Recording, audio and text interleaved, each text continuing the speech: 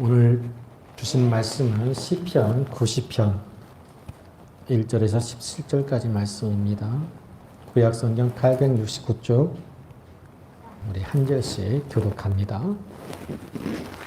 주여, 주는 대대에 우리의 거처가 되셨나이다. 산이 생기기 전 땅과 세계도 주께서 조성하시기 전 곧 영원부터 영원까지 주는 하나님이시니이다. 주께서 사람을 뒷글로 돌아가게 하시고 말씀하시기를 너희 인생들은 돌아가라 하셨사오니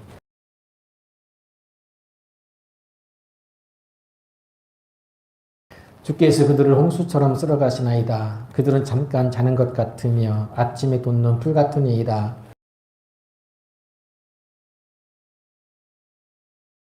우리는 주의 노예에 소멸되며 주의 분내심에 놀라나이다. 주께서 우리의 죄악을 주의 앞에 놓으시며 우리의 은밀한 죄를 주의 얼굴빛 가운데에 두셨사오니 우리의 모든 날이 주의 분노 중에 지나가며 우리의 평생이 순식간에 다하였나이다.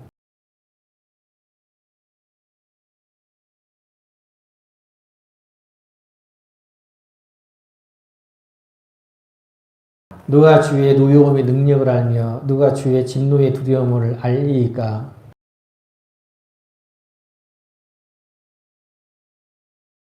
여호와여, 돌아오소서. 언제까지니까? 주의 종들을 불쌍히 여기소서. 아침에 주의 인자하심이 우리를 만족하게 하사 우리를 일생 동안 즐겁고 기쁘게 하소서.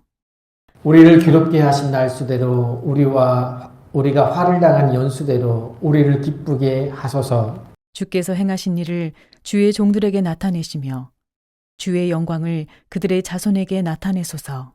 같이 합니다. 주 우리 하나님의 은총을 우리에게 내리게 하사 우리의 손이 행한 일을 우리에게 견고하게 하소서. 우리의 손이 행한 일을 견고하게 하소서. 아멘. 우리 한 해 동안 살면서 우리가 주님을 위해서 무엇을 내려놓았나 생각을 하게 됩니다. 예수님은 하늘의 모든 영광을 내려놓으시고 우리를 위해서 이 땅에 오셨잖아요. 우리가 예수님 따르기 위해서는 분명 우리에게도 내려놓아야 될 것들이 있습니다. 그러지 않으면 우리가 주님을 제대로 따르지 못할 것입니다. 그런 것들이 있다면 또 새해를 맞이하면서 내려놓을 것 내려놓고 주님을 따르게 되시기를 원합니다. 이제 또 한 해를 마무리하면서 마지막 주일 예배를 드리게 되는데 또 한 해를 마무리하는 시점에서 또 여기에 맞는 시가 무엇이 있나 또 찾아보았습니다. 그랬더니 세월이라고 하는 이혜인 수녀의 시가 있었습니다. 우리 한번 낭독해 보겠습니다. 물이 흐르는 동안 시간이 흐르고 시간이 흐르는 동안 물이 흐르고 하늘엔 흰구름 땅에는 꽃과 나무 날마다 새롭게 피었다 지는 동안 나도 날마다 새롭게 피었다 지네. 모든 것 다 되어주고도 마음 한켠이 얼마쯤은 늘 그어있는 쓸쓸한 사랑이여. 사라지면서 차오르는 나의 시간이여. 세월의 흐름과 또 못다한 사랑에 대한 아쉬움 등 여러 가지 의미가 있어 보입니다. 그러면서도 새로운 또 시간에 대한 희망을 노래하는 것입니다. 올해 한 해도 변함없는 듯이 물도 흐르고 또 시간도 흐르고 꽃들이 피었다 지는 동안 우리도 날마다 새롭게 피었다 지기를 반복하다 보니 어느덧 마지막 주일 예배를 드리게 되었습니다. 하나님 사랑과 이웃 사랑이라는 그 믿음의 깃발을 들고 하루하루를 사는 은혜 가운데 이제 올해라는 시간은 사라져갈 것이고 또다시 새해라는 시간이 차오르게 될 것입니다. 한가득 차올랐던 2024년 첫 주의 시작이 엊그제 같은데요. 벌써 다 사라져가고 이제 52주 마지막 주가 되었으니 세월 참 빠르다 싶습니다. 마지막 보내면서 무엇보다 감사한 것은 우리나라가 참 어려운 순간이 있었잖아요. 비상계엄이라는 엄청난 위기를 국민들이 한 마음으로 잘 이겨내고 있으니 감사할 일이고요. 또 새해에는 이제 정치적으로 경제적으로 보다 안정될 것이다 라는 희망을 갖고 있습니다. 또 교회도 마찬가지고요. 우리 교회가 눈에 띄게 놀라운 변화와 부흥을 한 것은 아니지만 또 새로운 믿음의 식구들도 생겼고 또 힘들고 어려운 순간도 있었지만 또 사랑하는 교우들이 건강한 모습으로 이렇게 마지막 주일 예배까지 함께 있다고 하는 것이 큰 감사입니다. 각자가 여러 가지 힘들고 어려운 일이 있었겠지만 함께 변함없이 예배드리고 있는 것 자체가 우리에게 큰 은혜요 감사인 줄로 믿습니다. 우리 한번 옆에 사람 보면서 인사해 볼까요? 당신 때문에 감사합니다. 당신 때문에 감사합니다. 오늘 한 해 동안에 서로는 당신 때문에 감사합니다 라고 하는 감사가 있어야 할 줄로 압니다. 나간 당신 때문에 감사합니다. 올해도 복 주신 하나님께서 변함없이 내년에도 함께 하시고 복 주시기를 또 서로 축복하겠습니다. 거룩하신 우리 하나님 아버지와 주 예수 그리스도로부터 은혜와 평강이 있기를 축복합니다. 네. 저도 개인적으로 한 해 동안 은혜 가운데 또 평강으로 살게 된 것은 우리 성도님들이 때마다 시마다 이처럼 축복해 주셨기 때문이다. 그 축복을 하나님이 들으시고 응답하셨기 때문이다 라고 믿고 감사를 합니다. 고린도서 6장 10절 말씀이 있는데요. 근심하는 자 같으나 항상 기뻐하고 가난한 자 같으나 많은 사람을 부유하게 하고 아무것도 없는 자 같으나 모든 것을 가진 자로다. 이 말씀은 2024년도 한 해 시작할 때 저에게 주신 말씀입니다. 자, 말씀 카드 한번 들어보세요. 가지고 오셨나요? 올 한 해 이제 결산을 해봐야 되잖아요. 이 말씀대로 살았는지, 이 말씀대로 되어졌는지, 이렇게 돌아봅니다. 저도 뭐 이 말씀대로 100% 합당하게 살지는 못했지만, 그래도 보니까 나는 항상 기뻐하고, 또 이렇게 모든 것을 가진 것처럼 뭐 허세를 부리는 것이 아니라 그런 마음의 풍요, 마음의 감사가 조금 있었던 것 같아요. 그래서 감사를 하고 있습니다.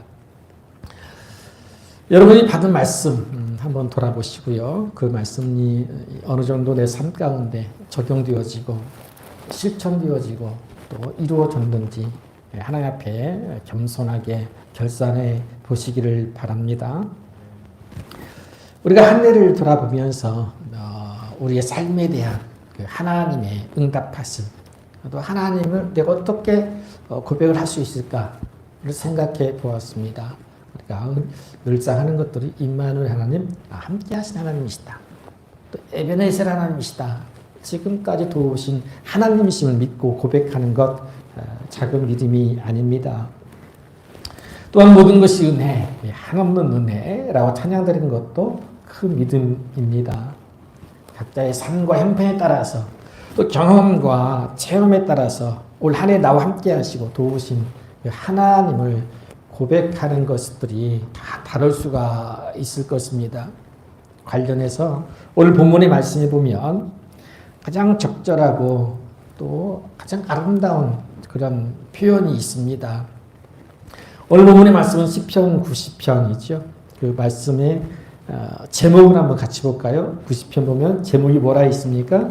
하나님의 사람 모세의 기도라고 되어 있습니다. 그냥 모세의 기도가 아니라 하나님의 사람 모세의 기도라고 제목이 붙어 있죠.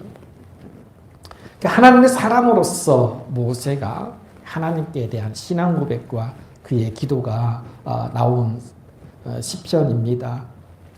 모세는 120세까지 살았죠. 아까 기도하셨듯이 야곱은 130년 동안 험악한 세월을 보냈다라고 고백했지만 하나님 은혜로 살았죠. 근데 모세가 120세까지 살았는데 내용을 보면 연수가 70, 또 80이라고 했잖아요. 그러니까 120세까지 살고서 길어야 80세까지 산다라고 했을 일은 없을 것 같고 적어도 그가 80세 전후에 이 시를 쓴 것이다 라고 이렇게 짐작해 볼 수가 있습니다. 정확한 배경은 알 수 없지만 그런 말씀들을 비추어서 이렇게 생각해 보게 됩니다. 그러니까 이 모세가 그동안 쭉 살면서 그 삶 속에서 그 인생 가운데서 하나님을 만나고 또 하나님의 인도하심과 역사하심을 구체적으로 체험하고 지은 시로 보이는 만큼 하나님의 살아계심과 실존하심을 드러내는 내용이라고 할 수가 있습니다. 그래서 그는 시편 1절에서 아주 결론적인 말씀을 하세요. 그는 고백을 해요. 1절에 보면 주여 주는 대대에 우리의 거처가 되셨나이다 라고 이렇게 고백하죠. 대대로 거처가 되었습니다. 과거의 모든 자손들을 통해서 하나님이 거처가 되어주셨다라고 하는 의미죠. 이미 그렇게 되었다. 고백적인 내용이에요. 여러분 거처라는 말이 있잖아요. 거처, 거할 처소. 원어를 보면 거주, 피난처라고 하는 의미입니다.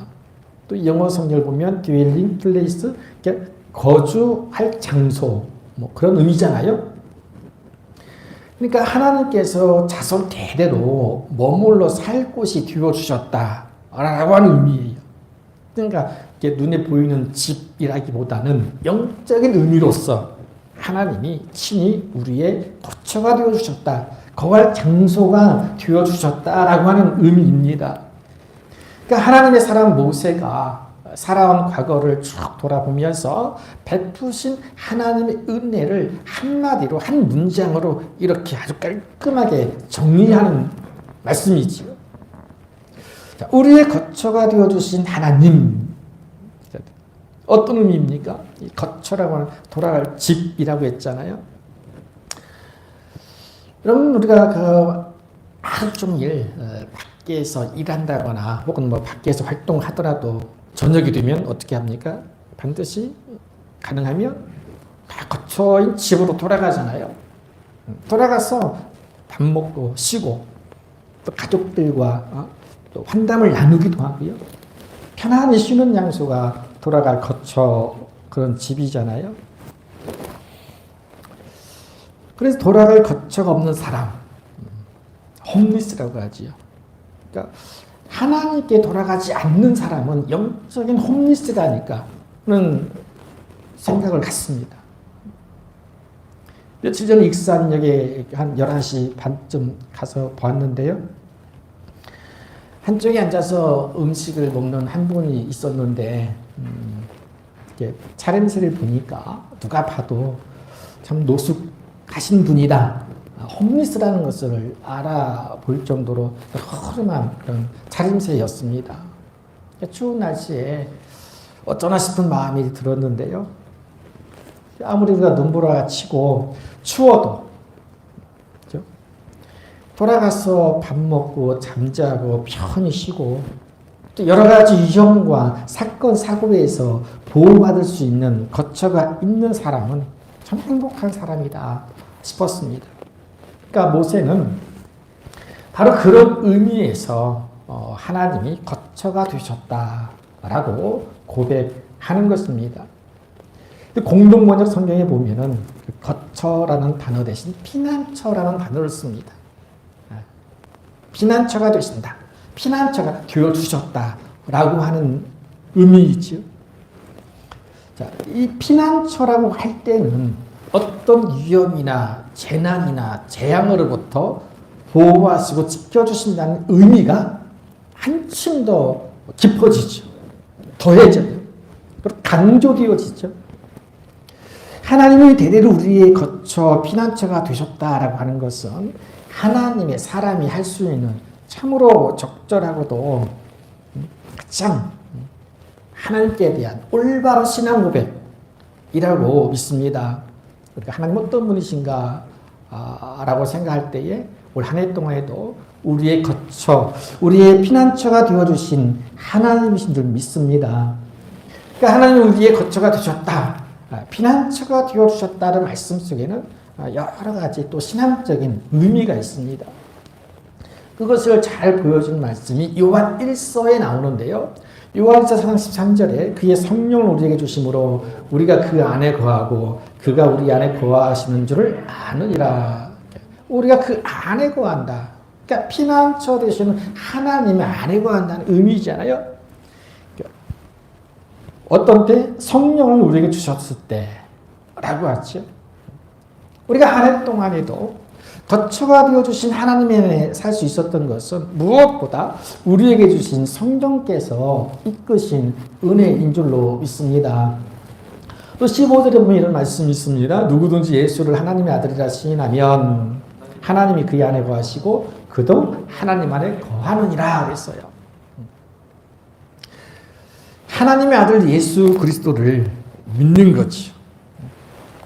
하나님은 우리의 거처가 되어주신 이유는 우리가 예수님을 하나님의 아들이라 시인하고 믿었기 때문이다고 하는 거죠.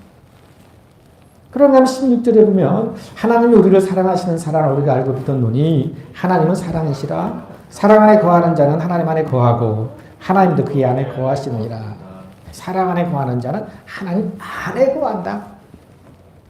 우리가 가정에서든지 일터든지 교회에서든지 이 하나님의 사랑으로 서로 사랑하고 형제와 이웃을 사랑할 때 하나님은 우리의 거처가 되어주시는 줄 믿습니다.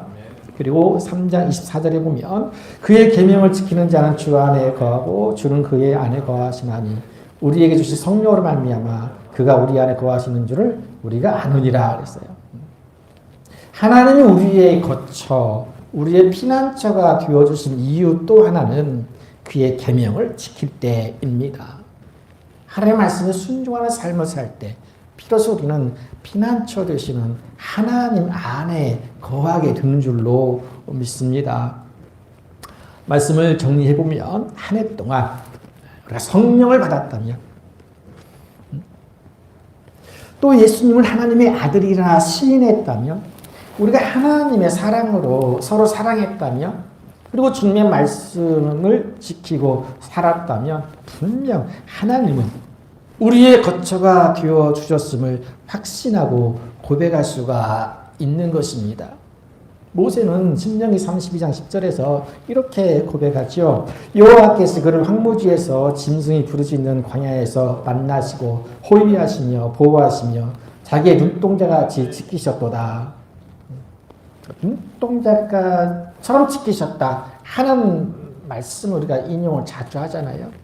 우리가 한 해 동안 이 광야 같은 세상 그리고 악한 마귀들이 시험하고 짐승처럼 삼킬 자를 찾는 이 험악한 세상에서 만나주시고 그리고요 보호하실 뿐 아니라 눈동자처럼 지키신 하나님께 모든 영광과 존귀와 감사를 드립니다.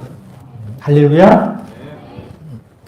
그럼 모세는 이처럼 과거 대대로 거처가 되어주신 하나님이심을 고백한 후에 이어서 사람이 거처가 되시는 하나님 안에 사는 것이 왜 마땅한지에 대해서 그 하나님에 대한 또 사람에 대한 어떤 지식, 지혜를 통해서 하나님의 무한성, 사람의 유한성을 들어 말씀하고 있습니다.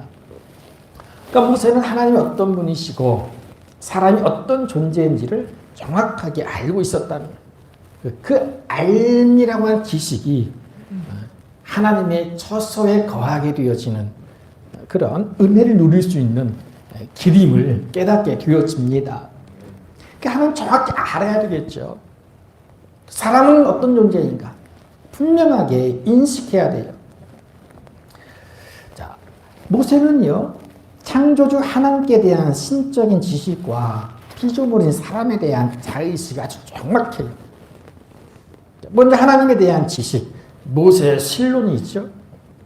말씀을 한번 보시면서 한번 확인해 보세요. 2절에 보니까 산이 생기기 전, 땅과 세계도 조성하기 전 영원부터 영원까지 계시는 하나님 이라고 고백하죠.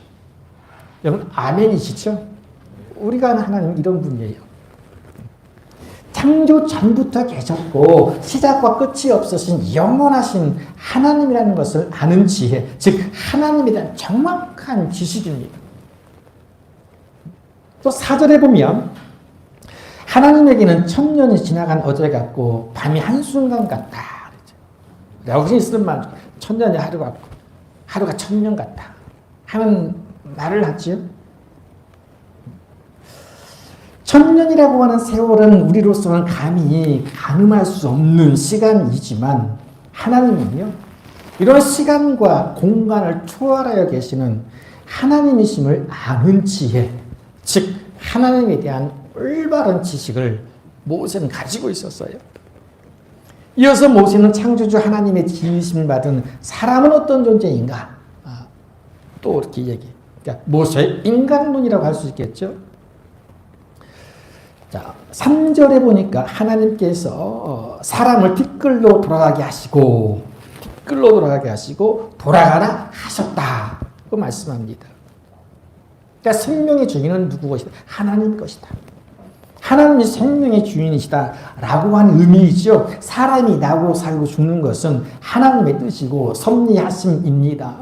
그래서 사람은 피조물로서 끝이 있는 유한한 존재라고 하는 거예요.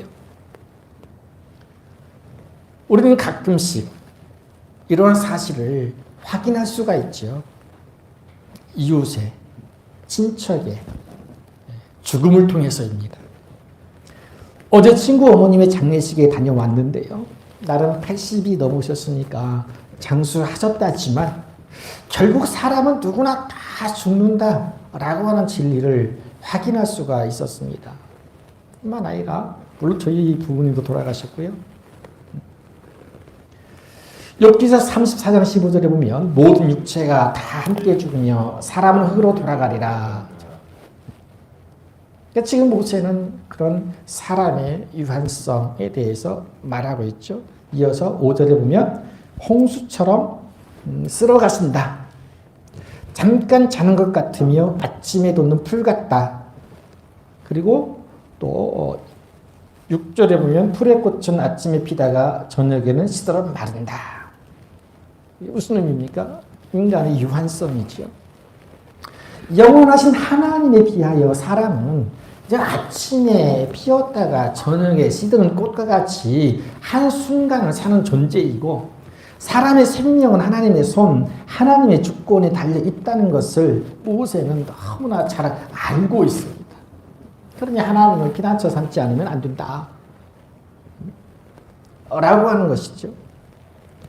뿐만 아니라 무엇보다 사람은 자신의 죄에 대해서도 반드시 하나님의 심판을 받을 수밖에 없는 존재인 것을 말씀하고 있죠. 7절에 보면 주의 노에 소멸되고 주의 분내심이 놀란다 라고 하고 있고요. 8절 우리의 죄악을 주 앞에 놓으신다. 은밀한 죄를 주의 얼굴빛 가운데 두셨다 라고 하죠. 사람은 모든 죄를 낱낱이 알고 계시기 때문에 그 누구도 하나님의 심판을 피할 수 없으니 우리의 모든 날이 주의 분노 중에 지나간다. 평생의 순식간에 다하였다 라고 9절에 말하죠. 그러니까 죄의 문제를 해결하지 않고서는 우리의 연수가 70이요 강건하면 80이라도 그 연수의 자랑은 무엇이라고요? 수고와 슬픔뿐이다. 신속히 가니 우리가 날아간다고 하지. 사람이 아무리 오래 산들 그 끝에는 죄에 대한 하나님의 심판이 있을 것이니 결국은 괴로움과 슬픔에서 벗어날 수 없는 것이고, 어느덧 사람은 11절에 죄에 대한 하나님의 노여움의 능력과 진노의 두려움에 직면하게 될 것이고요. 또 그날은 속히 그리고 순식간에 온다는 것 또한 모세는 잘 알고 있습니다.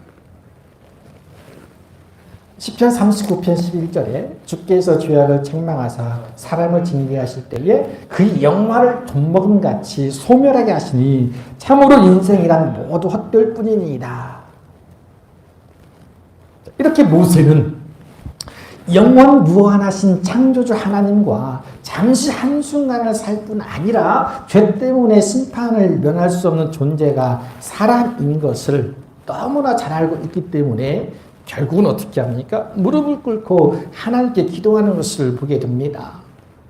그러니까 그 인간 존재의 유한성, 죄악성을 알기 때문에 거처되신 하나님 필요하다. 그런 깨달음 가운데 기도하는 거예요. 우리식으로 말하면 하나님은요 절대적인 답이고 우리는 절대적인 의리라고 하는 거예요. 의의 운명, 생명은 오로지 갑에게 달려 있습니다. 그러니 사람은 하나님께 매달려야 살고 기도해야지 살고요. 그렇게 해야지만이 하나님이 우리의 거처가 되어주신다. 우리의 피난처가 되어주신다 하는 것이죠. 그럼 크게 해봅시다. 기도만이 살 길입니다. 다시 한번 기도만이 살 길입니다. 확인하는 거죠. 자, 모세가 어떻게 기도합니까? 자, 그렇게 모세가 쭉 고백한 다음에 기도할 수밖에 없는 거예요. 자, 12절에 보면 12절 보세요. 우리에게 우리 날 계수함을 가르치사 지혜로운 마음을 얻게 하소서. 기도하잖아요. 지혜로운 마음을 얻게 해달라. 날 계수함을 가르치사. 이게 무슨 의미겠어요? 나를 세는 것. 뭐 단순히 날짜 세는 것이 아니겠지요. 시간을 계산하고 세어보아서 시간을 잘 사용하는 지혜를 구하는 거예요.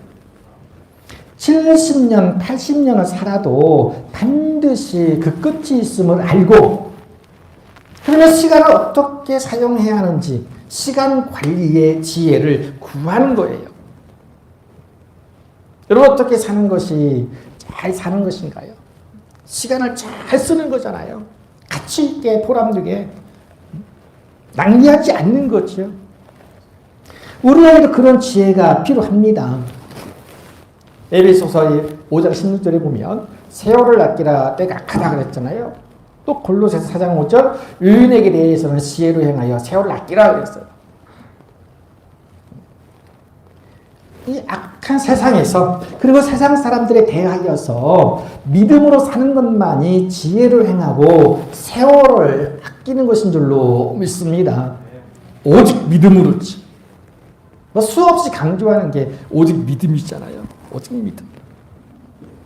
그럴 수밖에 없습니다. 믿음으로만 구원받고 믿음으로 응답받고 믿음으로 고침받고 능력받고 오직 믿음으로만이 승리할 수 있기에 이 포기하지 않는 믿음 그리고 인내하는 믿음 그리고 간절히 기도하는 믿음 예배에 충성하는 믿음만이 악한 세상에서 그리고 불신을 조장하고 강요하는 세상 사람들에 대하여 가장 지혜로 행하고 세월을 아끼는 길인 줄로 믿고 믿음으로 한 해를 잘 마무리하고요.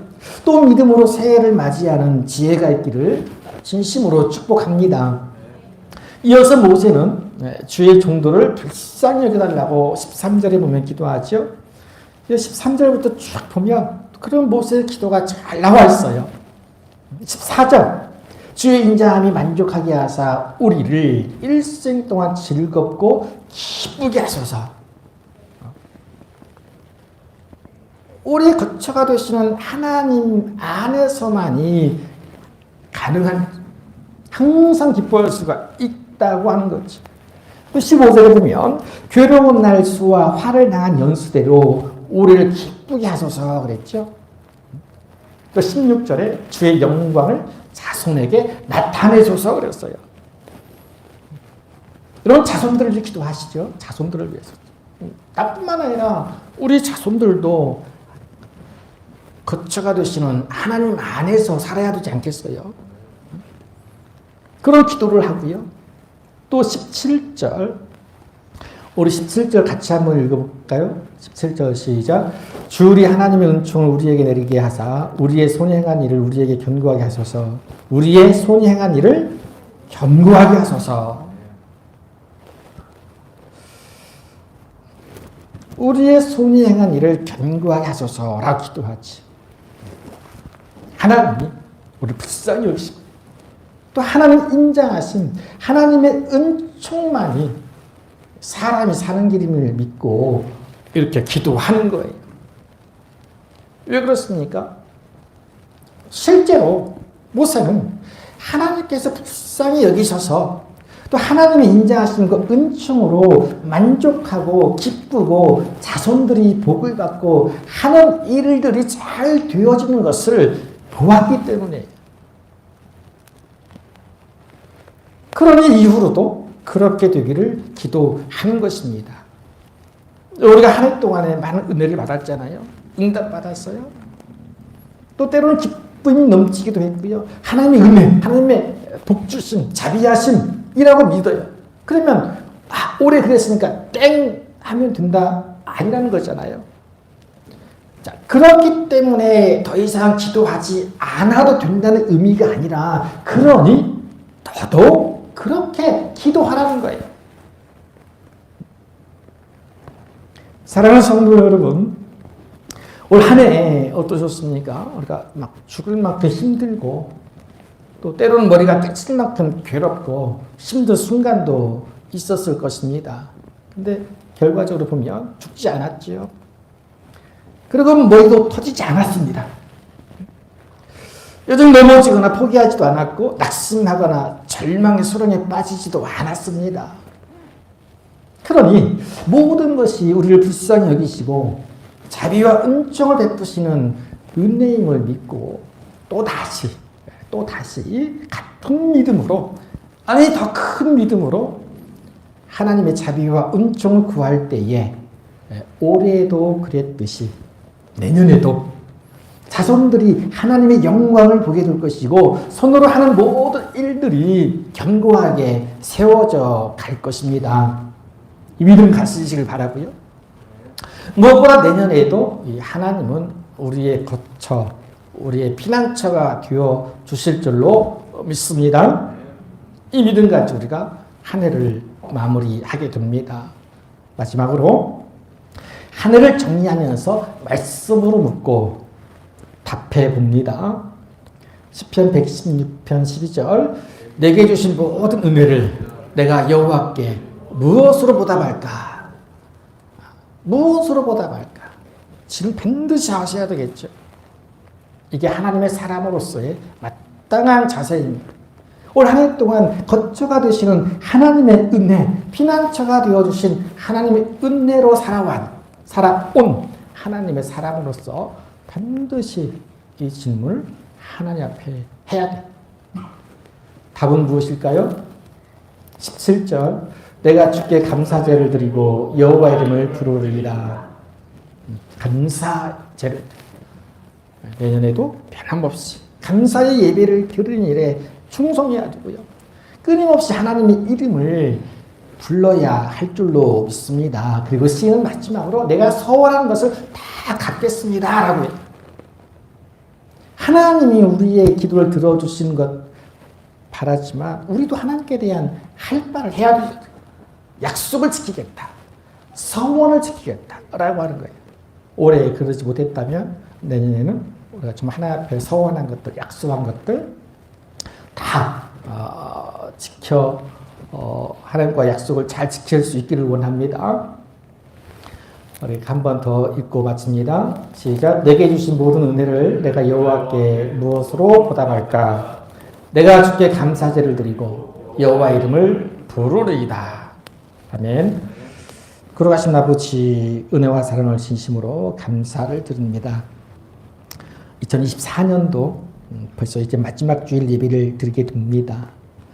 다시 오지 않을 이 시간 하나님 앞에 영과 진리로 예배할 때에 하나님 아버지 큰 영광 받으시옵고 예배하는 10년 가운데 하늘의 기쁨과 감사로 평안으로 충만케 하여 주옵소서. 무엇보다 하나님의 거처 안에 피난처 되시는 하나님의 은혜로 살게 하신 것 감사합니다. 하나님의 사랑으로 살게 하신 것 감사를 드립니다. 그러니 내년에도 더 하나님께서 우리를 만족해 하시고 불쌍히 여기시고 인자하신 은총으로 우리를 이끌어 주실 줄로 믿습니다. 자손들이 주의 영광을 보게 하시고 우리의 손으로 한 모든 일들이 더욱더 견고해지는 한 해가 되게 하여 주옵소서. 그러기 위해서 우리가 더 큰 믿음 가운데 하나님 앞에 엎드려 기도하는 저희가 되게 하여 주옵소서. 함께 예비하는 어린 생명을 축복합니다. 아이가 잘 자라게 하시고 평생 하나님 은혜 안에 머물게 하시며 하나님 주시는 강건함과 평안함으로 복된 인생 살게 하여 주옵소서. 모세의 기도가 다 응답되어지는 복된 삶을 살기에 부족함이 없도록 함께하여 주시고, 더불어서 우리 모두가 베푸신 하나님 은혜를 감사하며 또 내년에도 더욱더 하나님 앞에 감사의 예배를 드리기에 열심을 내게 하시고 하나님의 이름을 부르며 찬송케 하시며 영광을 드러낼 수 있는 저희가 되게 하여 주옵소서. 예수님의 이름으로 기도하옵나이다. 아멘.